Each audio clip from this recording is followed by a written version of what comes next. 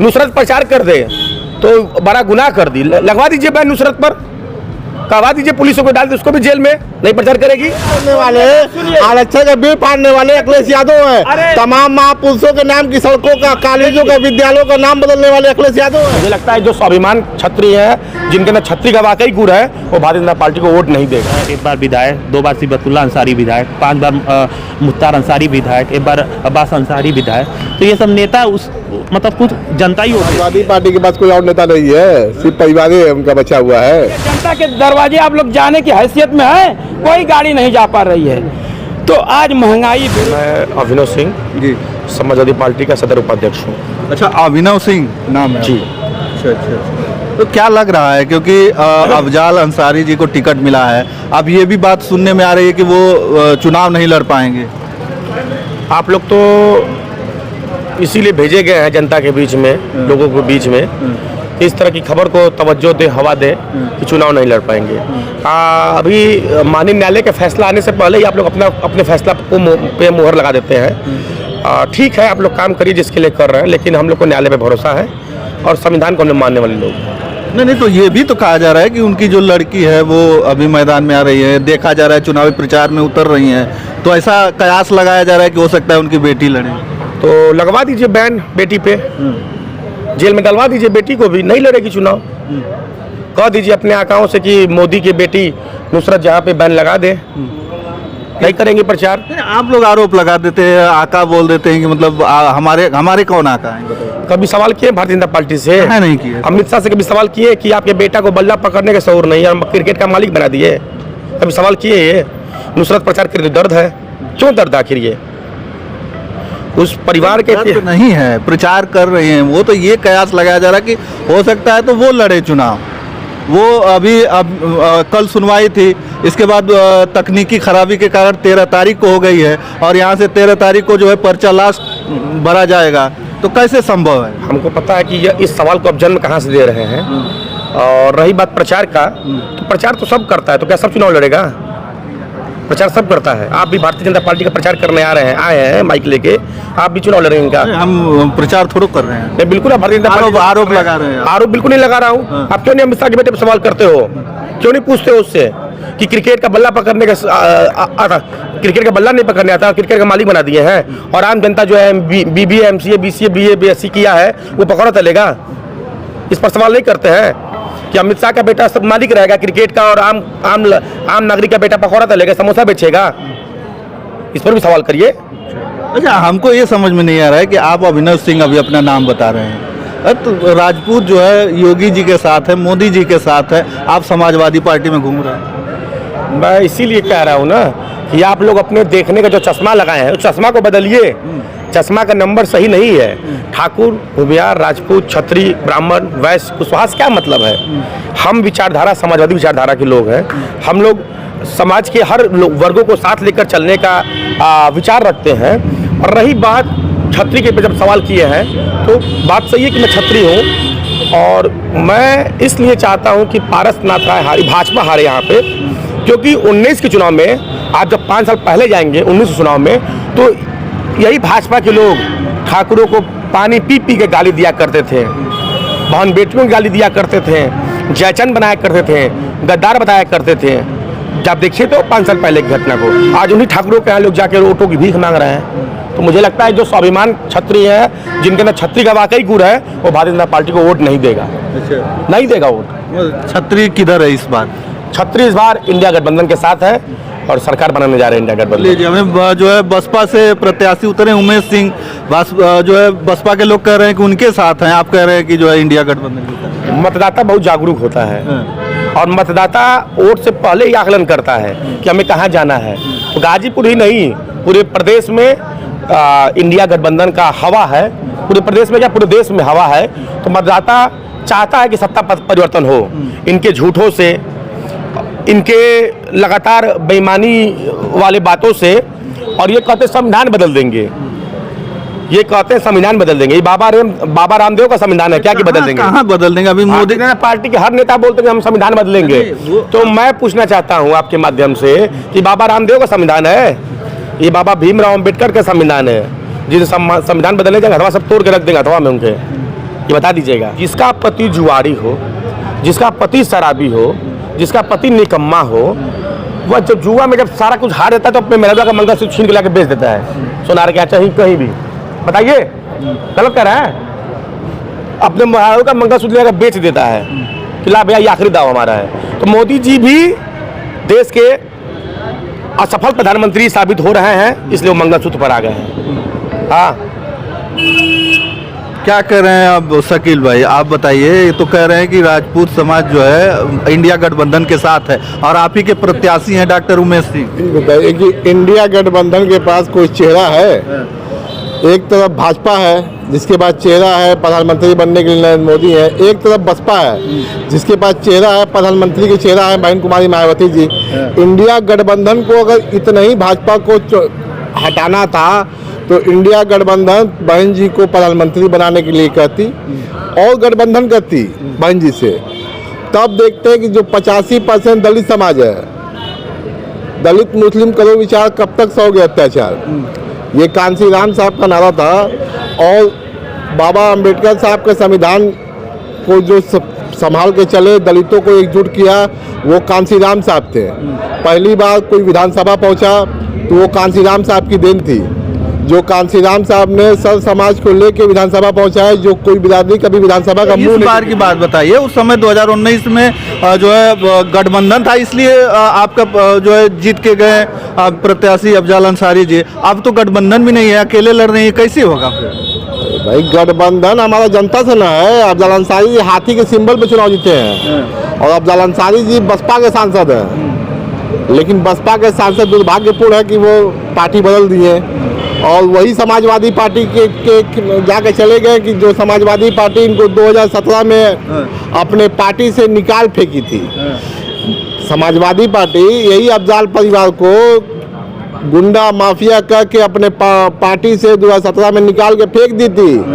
वो तो बहुजन समाज पार्टी की देन है। बहन कुमारी मायावती जी ने इनको मान सम्मान दिया, विधानसभा में सीट दिया, लोकसभा में सीट दिया, इनको मान सम्मान दे के ये फिर वही काम किए हैं गिरने वाला, फिर गए समाजवादी पार्टी में। तो इनको अपने सीट से मतलब है, कोई बहुजन समाज पार्टी या समाजवादी पार्टी से मतलब नहीं है। चाहे बसपा का कार्यकर्ता हो चाहे सपा का कार्यकर्ता हो, ये कार्यकर्ताओं के नहीं है न किसी के दल के हैं, इनको सिर्फ कुर्सी से मतलब है। ये कुर्सीवादी लोग हैं। तो क्या लग रहा है इस बार कुछ कर पाएंगे? जो पिछली बार जादू हुआ था, यहाँ से बसपा जीती थी, तो इस बार कहाँ अकेले लड़ रहे हैं? लग नहीं रहा है, क्योंकि 2019 वाला फिर दोहराएगा कि 2019 में जब भारतीय जनता पार्टी को लगा कि हार रहे हैं तो वो समाजवादी पार्टी पे चढ़ गए, इसलिए कि समाजवादी पार्टी से ठाकुर थे, क्षत्रिय समाज के थे। इस बार बहुजन समाज पार्टी से क्षत्रिय है और पढ़ा लिखा क्षत्रिय है। वो क्षत्रिय है जो सुप्रीम कोर्ट का वकील है, छात्र नेता है, एक सामाजिक कार्यकर्ता है जो जनता की आवाज़ उठाता है, जनता के रोजगार के मुद्दे को डॉक्टर उमेश सिंह उठाता है। उमेश सिंह वो नेता है जो कभी राजनीति में इतना वो सक्रिय, उस जमीन के स्तर से राजनीति किया है। सांसद कभी तो थे नहीं, उमेश सिंह ने वो राजनीति की है जो ज़मीनी है, कि जो एक सांसद को कभी नहीं दिखता है। और जब डॉक्टर उमेश सिंह ऐसा आदमी जिस समय सांसद बनेगा, वो अपने ज़िले का नाम रोशन करेगा, ज़िले के बेरोजगारों को, नौजवानों को, कमज़ोरों को की हक की आवाज़ बनेगा डॉक्टर उमेश सिंह। ये बात हो रही है ना कि इंडिया गठबंधन यहाँ से जो प्रत्याशी उतारे हैं वो जीतेगा, क्योंकि उनके साथ इस बार जो है सहानुभूति भी जुड़ी हुई है। भाई अभी आपने पूछा ना कि लड़ेंगे कि नहीं लड़ेंगे, जब लड़ेंगे तो देखा जाएगा। परिवार से कोई आएगा, चाहे वो लड़े या उनके परिवार से कोई आएगा। समाजवादी पार्टी के पास कोई और नेता नहीं है, सिर्फ परिवार ही उनका बचा हुआ है। अरे देखिए क्या कर रहे हैं, समाजवादी पार्टी के पास कोई नेता नहीं बचा है, बस उन्हीं का परिवार है। ये अपने दल में देखें कि कितना में टिकट मिल रहा है, कैसे टिकट मिल रहा है। वो समाजवादी पार्टी की चिंता छोड़ दे, समाजवादी पार्टी का चिंता जिस पर जनता कर रही है, इंडिया गठबंधन चिंता जनता कर रही है। और सपा बसपा भाजपा का सुपर साफ करने जा रही है देश में। ये जो इल्जाम लगाना है कि टिकट कितने मिल रहा है, इलेक्ट्रिक बॉन्ड का जब पर्दाफाश हुआ है तो उसमें समाजवादी पार्टी का भी नाम था। अब बहुजन समाज पार्टी निहायत अकेली पार्टी थी जो जीरो पे थी। वो जनता, वो कार्यकर्ता के पैसे चलने वाली पार्टी है। कार्यकर्ताओं के खून मसीहे की कमाई चलती है पार्टी, वो किसी पूंजीपतियों के चंदे पे नहीं चलती है पार्टी, बहुजन समाज पार्टी। और उस इलेक्ट्रिक बॉन्ड में समाजवादी पार्टी का भी नाम था ना, समाजवादी पार्टी बताए कि चंदा वाले केस का पैसा कहाँ जाता है। आगे क्या है? पार्टियां कहीं चलती समाजवादी पार्टी। अच्छा ठीक है, आपकी पार्टी कभी सत्ता में रही नहीं 10-15 सालों से, इस वजह से उनको इन्वेस्टर नहीं मिले, पहली चीज़। दूसरी चीज़ ये है कि उन्हीं मायावती जी का ऑडियो वायरल हुआ है, इन्हीं के कौम नसीमुद्दीन सिद्दीकी साहब का ऑडियो वायरल हुआ, रोते रोते फिरते रहे कि बहन जी से बचा लीजिए, बहन जी से बचा लीजिए, रुपया के लिए कि गड्डी पर्ची थी कटवाने वाली और रुपया के लिए वसूली करने के लिए इतना उन पर दबाव बनाया गया, वो दल छोड़ के भाग गए। अरे इसमें वो नहीं दल बोलिएगा। छोड़ के कैसे भाग गए? नसीमुद्दीन सिद्दीकी इतने ईमानदार थे तो नसीमुद्दीन सिद्दीकी कभी 17 विभाग के मंत्री थे। आज डिप्टी सीएम का प्रचलन चला हुआ है, उस समय वो डिप्टी सीएम हुआ करते थे, सिर्फ एक मोहर नहीं लगी थी कि डिप्टी सीएम थे। 17 विभाग था। अरे अभी शिवपाल यादव का बयान आया है ना कि भारतीय जनता पार्टी को जिताना है, सोचे चाचा क्या कहेंगे, भतीजा क्या करेगा। देख लीजिए, कह रहे हैं कि शिवपाल चाचा खुद कह रहे हैं भारतीय जनता पार्टी को जिताने की बात। इन लोग कहने दीजिए, लोगों का काम है कुछ कहना, लोग कहेंगे, इन लोग कहने दीजिए। या जो आप बात कर रहे हैं, यह आप क्यों नहीं आप रोजगारी की बात करते हैं, बेरोजगारी पे क्यों नहीं आप नौकरी परीक्षा में बेरोजगारी के सवाल हम करते हैं, लेकिन भाजपा के नेता कह देते हैं ना कि 8-8 बच्चे पैदा करेंगे तो कैसे बेरोजगारी घटेगी। अरे भाई तो अभी निरहू का बयान सुना हूँ मैं, निरहुआ के हिसाब से बिना बेटे का बाप बनिए तब पार्टी से भारतीय जनता पार्टी का यही ना मतलब है कि ना मुख्यमंत्री जी के पास एक को लड़का औलाद, ना प्रधानमंत्री जी के पास एक को लड़का औलाद, मतलब बिना बेटे के रहिए। अब बाप बिना बेटे का बाप कहलाएगा? अरे भारतीय जनता पार्टी पहले शुरुआत तो करे, अपने पार्टी के पदाधिकारियों के, अपने पार्टी के सांसदों को, अपने पार्टी के विधायकों को पहले निकालना तो चालू करे। जिनके 2 बच्चे से अधिक है उनको पार्टी टिकट मत दे भारतीय जनता पार्टी, उनको पहले पार्टी से निकाले, एक नज़ीर पेश करे कि देखो हम भैया भारतीय जनता पार्टी है, इसमें 2 बच्चे से बेसी वाले को टिकट नहीं मिलेगा, सांसद पद से हटा दिया जाएगा। नज़ीर पेश कीजिए, फिर दूसरे की बात कीजिए। तो बताइए नेताजी क्या कह रहे हैं उस पे, जैसे जिस तरीके से बातें हो रही हैं, अब बता नहीं रहे हैं कि क्या नहीं बता रहे हैं? वही कि आपके पार्टी के लोग ही विरोध करना शुरू कर चुके हैं। लोगों का इनका व्यक्तिगत विचार है, इनके अलावा कोई एक व्यक्ति नहीं मिलेगा जो दल का विरोध करे या दल के टिकट का विरोध अच्छा, करे। ये जब दूसरी पार्टी में थे तो विरोध करते थे कि नहीं माननीय मुलायम सिंह यादव? कौन?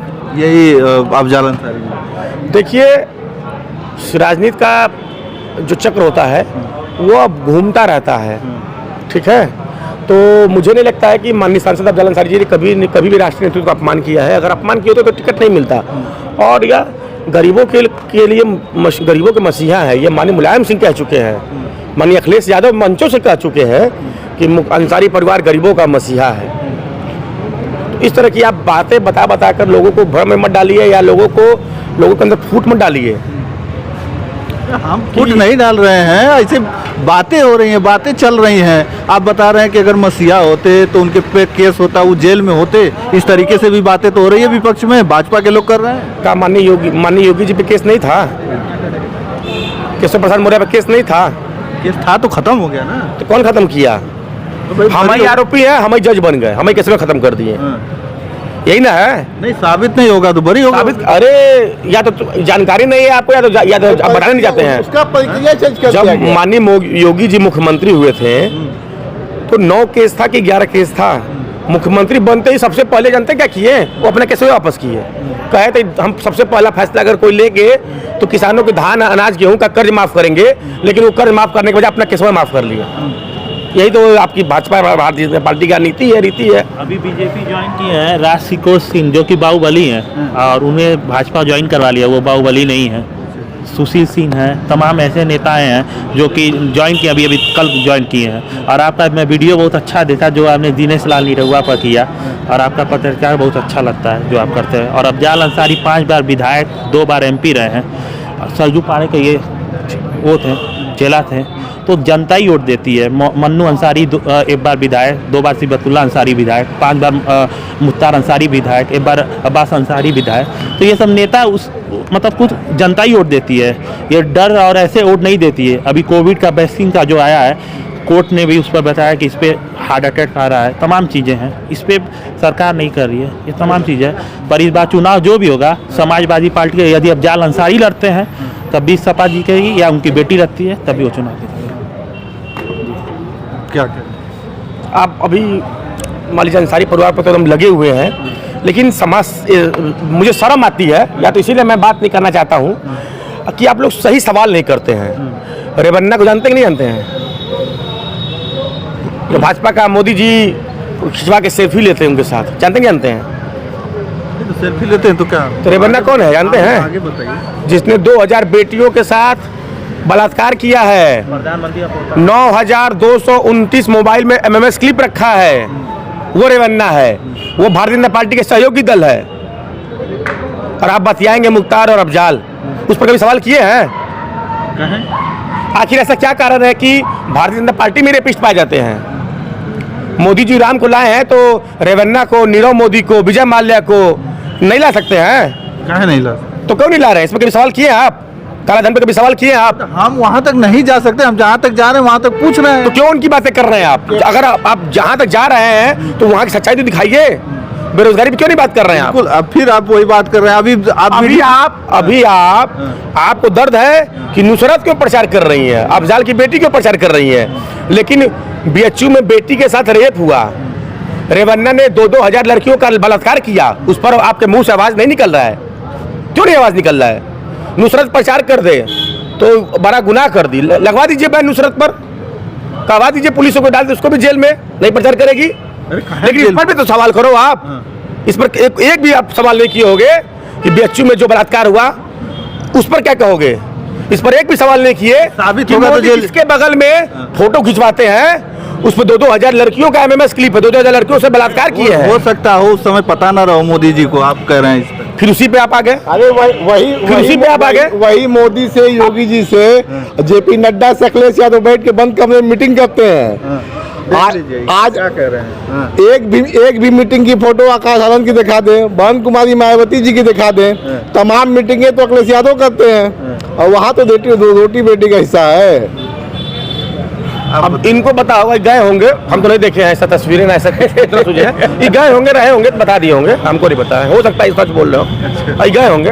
वहाँ तक मेरी पहुँच नहीं है ना। तो अभी जब JP नड्डा तक, बहन जी तक मेरी पहुँच तो नहीं है, मेरी पहुँच माननीय अखिलेश जी तक है, तो अखिलेश जी से मैं मिलता भी हूँ, अपनी बातें बताता हूँ, समस्या भी बताता हूँ, लेकिन इस तरह की बातें तो हम मेरे संज्ञान नहीं है ये, चूंकि बहन जी बहुत खास है। अखिलेश यादव की अगर कोई वीडियो वायरल हो रही है, कोई अगर फोटो वायरल हो रही है, तो अखिलेश यादव क्या कर रहे हैं? बैठ के खंडन करें, FIR कराएं, जैसे अमित शाह ने FIR कराया, ये हमारी फोटो नहीं है, फर्जी तरीके से बना के हमारी वीडियो वायरल की गई है। क्यों नहीं करते हैं? आखिर क्या कमी है? आखिर नहीं तो मुख्यमंत्री है तो उनसे कोई मिलने नहीं जाएगा, चाहे कोई भी रहेगा। अरे मिलने नहीं जाएगा ना, मिलने वाली बात नहीं यहाँ हो रही है, यहाँ पर्सनल मिला जाता है। ऐसा क्या है, सिर्फ आप ही से मिला जाता है? ऑफिस में तो वो मुख्यमंत्री रहेंगे, इसके बाद जो आजमगढ़, उत्तर प्रदेश के आजमगढ़ में मुसलमान नेता नहीं है कोई उनके पास। जब भी लड़ेगा परिवार ही लड़ेगा उनका। सिर्फ आजमगढ़ मुस्लिम बहुल क्षेत्र एरिया, जहाँ से उनकी सेफ सीट है वहाँ से भी परिवार लड़ेगा, और जहाँ मुस्लिम बहुल क्षेत्र एरिया है वहाँ से भी उनका परिवार लड़ेगा। मुस्लिम नेता नहीं है समाजवादी पार्टी में, या कमी है मुस्लिम नेताओं की समाजवादी पार्टी में। सबसे ज़्यादा मुसलमान अगर किसी को वोट करते हैं तो वो समाजवादी पार्टी को वोट करते हैं। 99%, 98%, 95% मुसलमान वोट करते हैं। कितने जिला अध्यक्ष मुसलमान है समाजवादी पार्टी में? कितने विधानसभा अध्यक्ष मुसलमान है? बराबरी का हक देंगे ना। जहाँ 7% 22% हावी रहता है और 22% कंधे से कंधा मिला के चलता है, दे दें उतना हक। तो गाजीपुर में तो दे ही दिए, तो फिर काहे के लिए दर्द? आज अगर मुसलमान बहुजन समाज पार्टी के संग खुल के आ जाए तो तकदीर और तस्वीर दोनों बदल जाएगी। 22 जब 44 होंगे ना, वो रिकॉर्ड तोड़ हो जाएगा। ये भाजपा तोड़ खत्म हो जाएगी। भाजपा को सही में रोक सकता है तो बहन कुमारी मायावती जी हैं। आज भारतीय जनता पार्टी के पास नरेंद्र मोदी हैं, बसपा के पास